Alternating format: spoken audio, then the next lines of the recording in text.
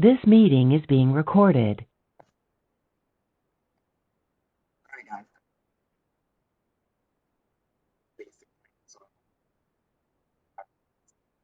But in this last 15 minutes, as we wrap up, I asked God for 3 wishes. I want to go ahead and tell you what those wishes were. My first wish to God, I found Christ at the age of 12, and I was a child that was born into the royal priesthood. I was a babe in Christ as well as a preacher's kid under the leadership of Ernest Wheeler, who was the shepherd over the flock of the pasture that sat at 40 Crown Avenue under the instruction and direction of our most precious Pastor Marlon L. Holt. Lord rest his soul. I miss Elder Holt so much. That was more like a uncle grandfather to me. Nevertheless, seeing the good care that Ernest had taken care of Elder Holt, and at one point to what I called my father, seeing my father take care of our pastor, it made me feel good in my heart, and I seen the goodness in the man of God. Only then was it I seen the goodness of that man of God. After Elder Holt died and after he took over the church, he was over the leadership of the church of the flock for 10 years. Pastored the church for 10 years. And for 10 years, I sat under an umbrella, as well as my mother, much disdain, embarrassment, shame, guilt, disappointment from her husband's choices. He would do things that were unspeakably, indescribably, insanely embarrassing, inappropriate, and misconduct. Unethical.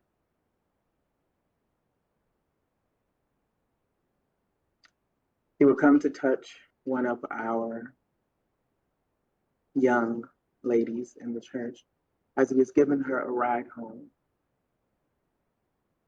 And again, we grew up in a family church, so this was not okay. We did not do polygamy. We didn't believe in anything like that, and that was just not a thing of our body of Christ, nor was it of our family. Even though I was not born into the family of the blood that sat in the church, blood could not make us any thicker. That was my family. So when he touched this girl in the church,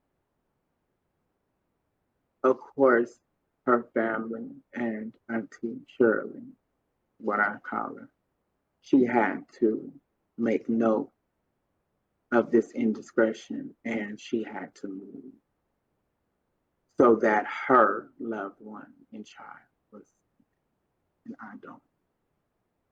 Good job, Shirley. Well,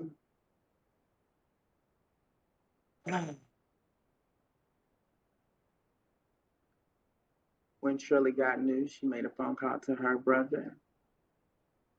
And I would say less than an hour, the deed was done. Now, he was lucky that he lived to tell the story and that it was not as severe as a bullet that went through his body or his head. Because when it comes down to you touching a child, I don't care if it's a tap on a finger. I don't care if it's a stroke of the hair or a brush against the body. You know what you mean, and any ill intent or shame brought of disgust to that child, and shall it be shared as words out of that child's mouth that they felt harmed or hurt in any way. Shame on you and good luck. God can do it. And I'm going to tell you, when it comes to mines, because I do want four girls, and I will have four girls, and I will raise them all by myself as a single father, because that's just what I've always imagined for myself. I can't see another man in the world strong enough as me. I can't see another man in the world that will care for my children the way that I will care for my children. I don't trust another man or person in the world to do it. And I can't just let anything or anybody over the threshold of my home. So therefore, I will do in good safety and due diligence, as I know that God will lead, protect, heal, shield, and deliver all things as capable. I would do it, and I would do it most profoundly, effortlessly well. And probably at that time, you will know me. My children will know me as a clergy, elder, or a bishop, as they are. I don't know where this is coming from, but I finally just stopped running from my cause. Let's just say that. I'm not signing up for any classes at the theological seminary yet, but God. He is a healer, he is a redeemer, and he is a way maker. Somebody come on and give the Lord a hand praise on this morning, or this evening. But as we are in closing in the last 5 minutes here, again, I want to thank you all so much for taking time to spend with me today in this two-part series of you coming to know who I was and who I am. And even though you do not have the full contextual grip, you have at least a good understanding and visual. Hopefully you could have put some things together in your head as I'm describing my life. But understanding that I came from, I would say no. To still start this road with essentially nothing. To become and make myself to the person that I made myself has been substantial. 3 wishes that I made upon this earth to the Lord above. The first wish was that he would allow my mother to stay with me. When she was supposed to go in 2000, when I was 10 years old, because she coded and she died on the table 3 times from the hysterectomy that she had to have. After caring for one of her patients one day, one evening, of which threw her back out, from that, she began to have medical issues, most profusely and profoundly significant, that it caused a hernia, of which she had to have removed, and then hysterectomy that removed 10 feet of intestines from her body. After which bloated her body, which she retained water, weight, not actual physical fat, weight, that blew her up like a balloon, and her self-esteem shot to the ground. My mother did not wear dresses. She did not wear anything pretty. She did not wear anything that would exemplify the phenomenal woman that she really was. She looked how she felt most days, which was shitty. My mother would put more care into the suits and the hats and the scarves and the trench coats for the man, for the pastor, for the unfit father and poor male figure and role model that I did not have. She would spend more time fitting the puck in the bill. And I'm talking about these suits with no less than $200 out the door every time. And he had about a good 20 of them. And every suit had to come with a pair of shoes that matched. They came with a hat that matched, a fedora or a top hat. Y'all remember back in the day how the men used to dress in the 60s and the 70s? Yeah. And anybody from Dayton, Ohio, you could just think of Price Brothers, and that's how he had to come out looking each and every time. That was no less than a $500 ticket by the time you got done putting all that together. And again, he owned about a good 20 to 30 suits. So every time that he went into fellowship, every time he traveled the roads to go into a district meeting or a conference or this or that, he did not go looking like he acted. He went looking like God was calling him up, casket sharp. Nevertheless, that was my first wish that I asked the God to grant me, in which he did. He gave my mother back to me for 6 more years. Because again, she was supposed to go in 2000. She was supposed to have died on the table, of which she did 3 times. And they say the first cut is the deepest and 3 strikes you're out. But my prayer that I got and did as a child at the age of 10 years old, it moved. And it made change and it made things happen and it worked. And that was the first time. I think that was when I knew God was real. Because I got on my knees and I teared it, I cried out and I said, Lord, please don't take my mother from me. Please don't take my mother from me. When my grandmother would get off that phone with her husband as he was calling and giving updates after she had gotten rushed to the hospital.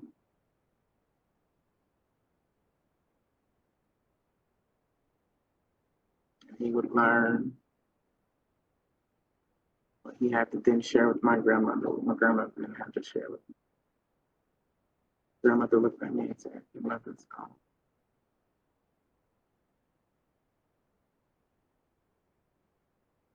Even the first time. But then they brought her back. So then when she came back and she went out the second time, my grandmother didn't tell me. Only because the first time we thought that she was really gone, but we didn't know that the mighty move of God, that he was going to put his hand upon this situation, that he was going to pull her back. So she waited, because then she began to have a little faith. That if you can do it the first time, I know that you can go and do it again. And he did. So my grandmother waited the second time when she slipped away. Because he brought her back. And so when he brought her back the third time, my grandma finally told me, said, Mama's okay. She's okay. She made it. And I said, thank you, God. I was in tears, cried out, Lord. I said, they were like, thank you, thank you. I think that was the first time in my life I had really ever gotten on my knees and prayed and tarried. Of course, you would know that I knew what to do. I knew how to do it. I seen it growing up daily, weekly. That's what we did in church. We got on our knees, we tarried. We prayed, we prayed, we prayed, we prayed, we prayed, we prayed until we couldn't pray no more. But I think that was the physical first time that I ever gotten on my knees and I tarried.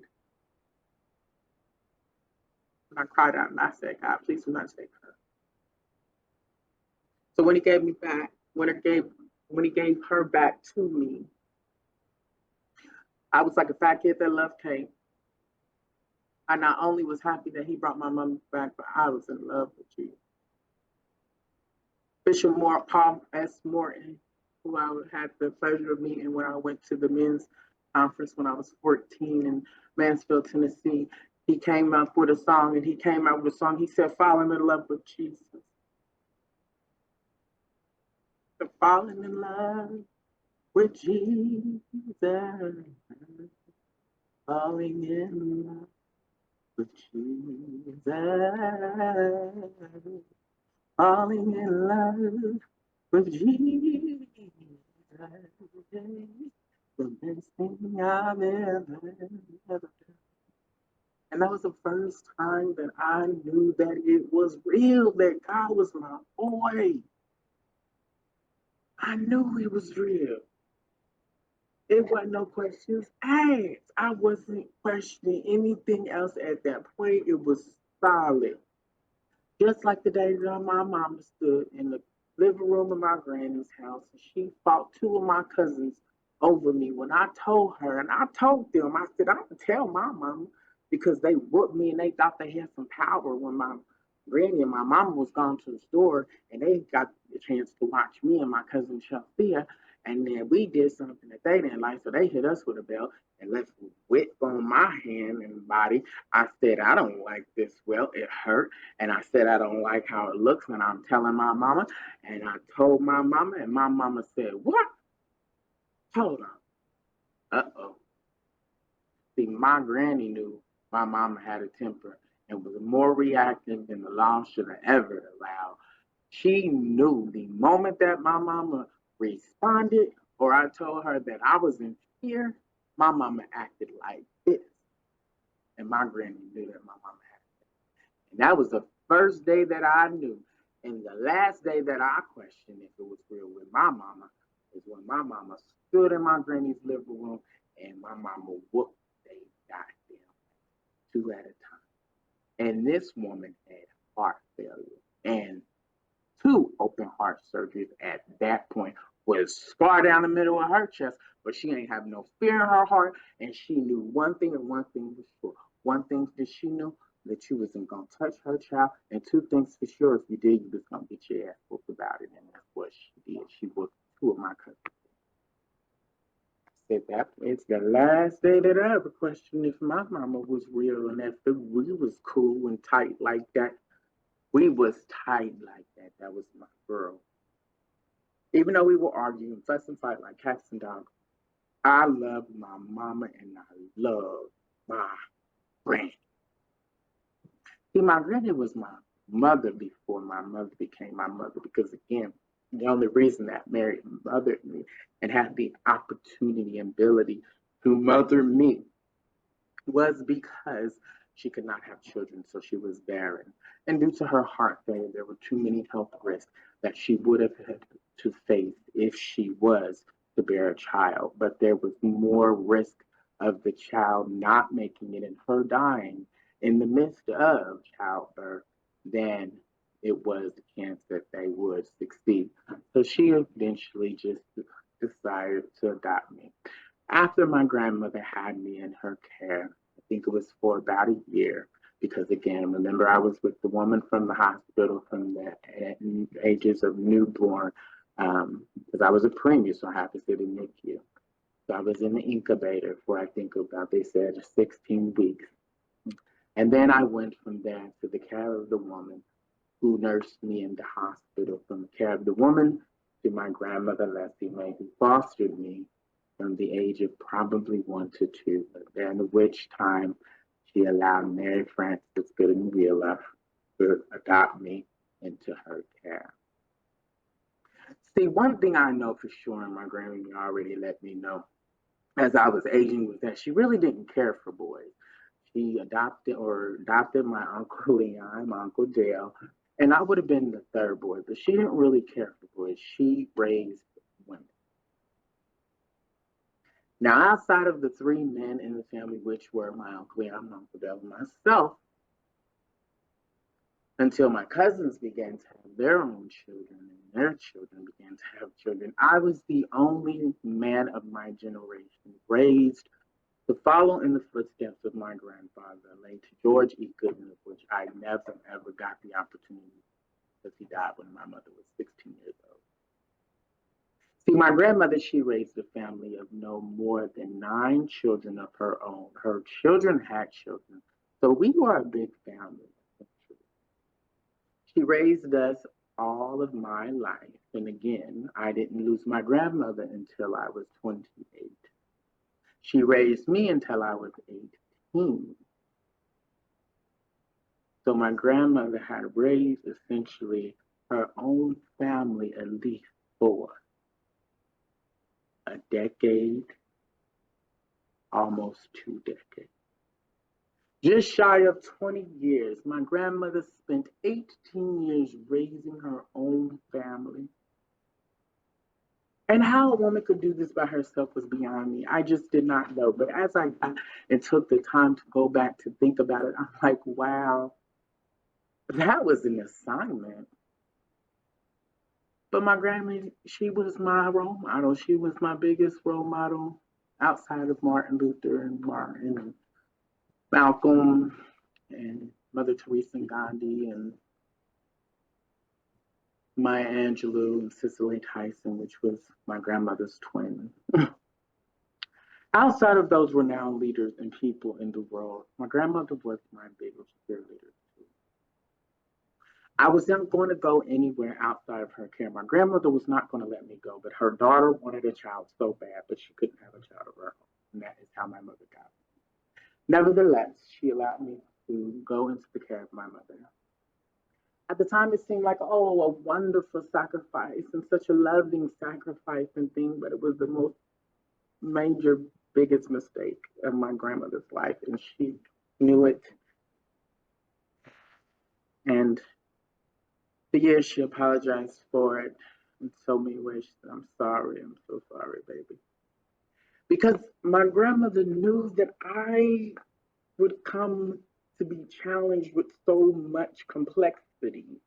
Interactive complexity is what we call it in the mental health field as I began to practice and learned about these situations that took more time outside of the 60 minutes that prolonged the section. And so at some point we called it interactive complexity. That my grandmother would come to know that I would grow up with these interactive moments in my life after she had allowed me to go into the care of my mother. And I would see it upon her face and I would see the things that she would possibly just be thinking.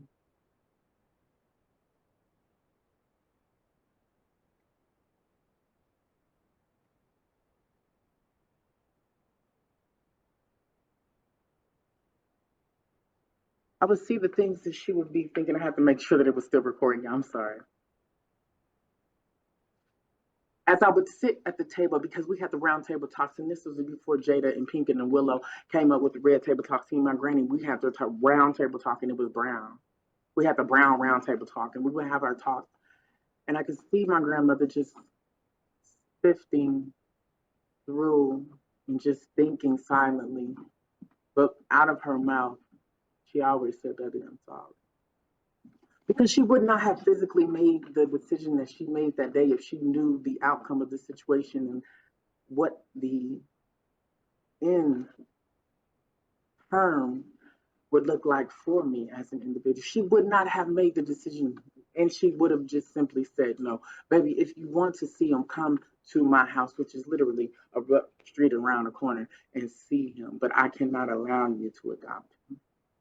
I know my grandmother would have done that for me. I know that she would have said no, but she didn't know to come to know what we all came to know to eventually what I am to be today. My grandmother protected me just as well as my mother protected me. My queens protected me. Therefore, I protected my queens. Therefore, I will always protect those, right, that protected me until a time came in my life to where I knew that that was no longer the ties that binded us together. That my level of virtue and value that I held to my relationships and friendships with people in this world was not equal. But God. The second wish that I would ask God in this lifetime is, Lord, please allow my grandmother to see me graduate from high school. Please keep her long enough so that she can see me and Chelsea graduate from high school. And And then I started graduating from high school, and then, blessed me with this. I said, Lord, I'm thinking about going to college. Let me go to college. I don't know what to do with myself. I don't know what to do. If I don't go to college, I'm not going to be nobody in life. I'm not going to be nothing. I didn't know what to do. I really didn't. I had no plan. And nobody sit down with me and do no life planning, no career planning. Hell, I barely was even lucky to even get to the college that I did because I didn't even go for college tours. That was not even a thing that, which I would have done it with my auntie Beverly, but that was not even a thing that we talked about. So I was lucky to even get where I got. I think it was an info mailer that came in the mail. Somehow I had been on the computer looking at something, and this was during the time that I think I was doing my FAFSA, and I had to figure it out on my own. I figured out how to fill out my federal student financial aid on my own as a ward of the state and not have to pay or not have to utilize the information that most students had to fill out when they did the FAFSA because they had living parents. See, as a board of the state and being that I was in foster care, I had the ability to bypass and waive all of that. And I figured that out on my own, and I was able to file my FAFSA to get into school. God, amazing, right? Because I didn't go to any information sessions. I didn't send any trainings or coaches to learn how to fill out a FAFSA. I didn't know anything about student financial aid until I learned about this institution from when I went on a multicultural day. See, this is when Mrs. Carmen Myrick was still at NKU, Lord rest her soul. And she was for multiculturalism, the Black student, and making a presence for the Black community on NKU's campus, and that came from Carmen Myrick and her family. And after that day, and I knew and seen that they had Anointed Voices Choir and all of that, step team, mime team, praise dancing, I'm like, sign me up. I can go to church, can go to school and still have Jesus in my life. Yes, because at this point I had a love for Jesus like no other. Remember, he had saved my mother, he brought her back to me. He had allowed my granny to see me graduate from high school. Our granny was still with me by the time that my mom died and I graduated from high school. Yeah, I was absolutely in love with Jesus at this point. Sign me up. I can go to college and still have Jesus in my life. Sign me up. So I did. I went to college and I still had Jesus in my life. And that was the second wish that God had granted. And the third one, just briefly here as we are in closing. The third one that I asked him was I said, God, please allow my grandmother to live long enough for her to see me graduate with my master's. See, she had seen me graduate high school. She had seen me graduate undergrad. And then I said, let her live long enough for her to see me graduate with my master's. Right? But I think even still, to this day, it was just a favor that I came into this role with. It wasn't anything that I worked for. It was definitely something that was by way of a grandfathered in. But I think a lot of it had to just really simply do with the foundation and the cornerstones of my life. From Elder Marvin Hope, that was the primary leg of our faith in existence. That man could pray a prayer from here to East Egypt, and it would move mountains because he was anointed. Our family was anointed from every leg and every corner of that church at 40 Crown Avenue. Anointed and appointed were our leaders. And the only reason that Ernest Willer succeeded and stayed in secession, I need you to understand, was because of Marvin L. Hope. See, because I was a nosy child and I was a child that just knew too much for my own good. But I was a child that was drugged to every session, every church service, everything that could possibly I could attend, even to my own liking. So the day that he had to be tried, stand trial, right? Because everything was in decency and in order when it came to our church. That's why by the time that I got into my fraternity and ran my first business meeting with my brother, it was cake for me. It was like a cakewalk because I had sat in on the meetings, the governmental meetings, every week that they would have with the executive leaders of our church. I went to those meetings. That was every Monday night. And it would be me, my father Ernest, who was a pastor, Mother Holt, Deacon Holt, my auntie Nita. Sometimes it was Elder Holmes. Most times it was Elder Gwen. Before Elder Gwen was Elder Gwen, he was Deacon Gwen, and then Minister Gwen, and then his wife, Sister Gwen. And we all sit around the table and we would talk about things that was going on. Well, I wouldn't say that, I was just listening. But they would talk about things that was going on in the church, kind of direction of where we're going, what needs to be paid, things that is still due for payment, things that needed to be fixed. I heard all these conversations. So by the time that I got into executive leadership positions, it was easier for me because I already knew the structure. I knew the Robert's Rules of Order. I knew all of that. It was not by mistake. It was not by grand design how I came to exist, to be in this world. It was by simply his will and his doctrine, family, that I would be there. I was so grateful. I was so grateful to just be in the places and spaces that I was in my life. I was grateful for the 3 wishes that my genie granted me while I was upon this earth. That I would be so lucky to get 3 wishes that he would actually grant and they would come true, and I would see the divine grace and power behind it. How better than Lucky Charms. I was blessed beyond measure. I was blessed beyond compare. That was not just common. Those things didn't just happen. That was a test of my faith and trials that I had to go through to really, really see if I was a believer. And even still today, and I say it most willingly, if God would stand in a multitude of 1,000,000 people and say, who would take the sacrifice and make it for me today, just the way my son Jesus did that day on the cross, when he died for our sins on Calvary, who will do it? And I will say, me, me, me.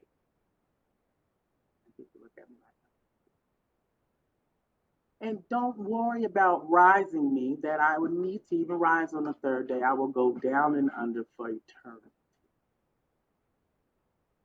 to give back the same sacrifice for the one who did it. But see, this is the most profound piece. I was actually gone. I died. It was October the 2nd. I was out like a light. I took my strip, my sniff of my Fetty Wap. It was gone. See, I didn't know I was gone. I was just in the cloud. Now, at this point, I literally was at the gates. I seen the angels and I seen my mama and granny, and I was there. We was talking, we was having a moment because I was about to cross over, right? Or so I thought. Yeah, I seen all of that. I ain't gonna lie to you. I seen all of that. But he sent me right on back. So what is you doing? What is this? How do we come to this? What's going on?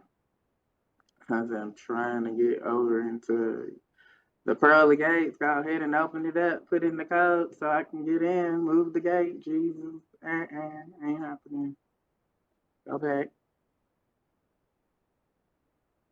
Well, they had given me, my friends at the time had given me the 5 Narcans that we had in the home. All 5 Narcans were whom? Well, they had 3 and I had about 2 in my bag. So they gave me all the goddamn Narcans and they didn't bring me back.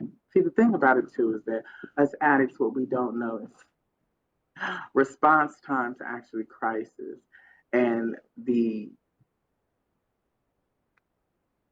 snapback that some people have in the prolonged phylactic time lapse that others will have that could, if it is in God's will, still bring them back. But they were saying after the 5 Narcans that they gave me, I was just not snapping back. I just and surely after you go out on Fetty Wap train, it can be just that severe and serious that you cross over that quick. Because it's almost like a fairy coming and blowing a puff of dust in your face and you going out to sleep like that. Well, I got 4 minutes left, y'all.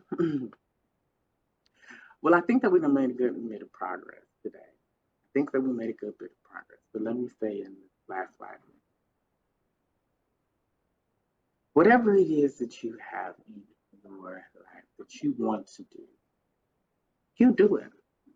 See, because I was lucky on February, right, the 8th of 2008, that I would take and I would make my biggest, greatest move for my life. And that was when I sat before my judge and my magistrate, and I went down and I answered her questions of why I needed to change my identity and take my power back in this world. And I was approved on site. Yeah, of course, I put publications, everything in the newspaper after you do your name tag. But I went down to Franklin County Municipal Court there in Columbus, Ohio, which is the capital of Ohio City, I was wondering. And this was when I moved back to Columbus in 2017 after I graduated from graduate school in Charlotte, North Carolina. Of course, there I was Angelo. I was Angelo all my life up until graduate school. And even in graduate school, I was Angelo. And after I did my name change, February the 8th, 2018, I became Si're Rese Gooden. And see, I did this mainly for 2 reasons. One was to take my power back, right? My identity. I knew within my own life and that my own self that I didn't feel like who I was born as in terms of just the paperwork. I didn't feel like I had ties to the Angelo or Fayon Hill Megobet side of my family, my birth side. They didn't raise me. It didn't make sense. So I needed to be attached and affiliated with whom raised me, the identity that God would give me, because see, their reach did not come from me. I sat at the table one day and I said, God, as I was doing this name change, thinking about who I wanted to be and what I wanted to be in this world, I said, God, give me a name. I went to Daniels, I went to Davis, I went to Deshaun's, I went to Dirks, I went through every D that can possibly be, and then he soundly said and gave me. That is not a common name. Unfortunately, it really is not. You can look it up on Google. You can really, really look it up on Google. It's not a common name. I think it's probably only one other individual, maybe 2 with that name. Not very common. And that's what God gave me as first name. The middle name is Si're. It's always seen that as royal. And then Gooden was my grandmother's last name from my grandfather, George E. Gooden. Family that I came from that raised me until I was age 18. I lost my grandmother when I was 28. But of course, you know, we raise our children until they're 18. When they're older, they'll leave and they'll go on and do as they please. But nonetheless, it was a great journey and I learned a lot. I miss my elders. I miss my missionaries. I miss my family. I miss my Auntie Nita. I miss my Auntie Felice. I miss my Auntie Wendy and Cindy. I miss you all so much. I miss my brother Bobby. April 10, 2010, I was frozen. His ice cold brother Alpha Fraternity Incorporated. Northern Kentucky University with Rho Gamma Chapter 754th Alpha. I miss my line brothers. I miss y'all so much. And I hope and I know that God will bring us back into the fold with each other. I know that the family that I felt like I lost, the relationships that I had to sever, the relationships that took a hit due to my addiction and my long suffering these past 3 years, I know that He will bring it back in time when it is meant to be. And with that, I thank you all for sharing your day with me and the individuals that did not have the opportunity to do so. Hopefully you will be able to look at this again at some point, and that you would be able to sit and see it, even if you weren't able to be on live today with me. Again, I thank you so much. My name is Si're Rese Gooden, and that was the backstory of the Royal Black King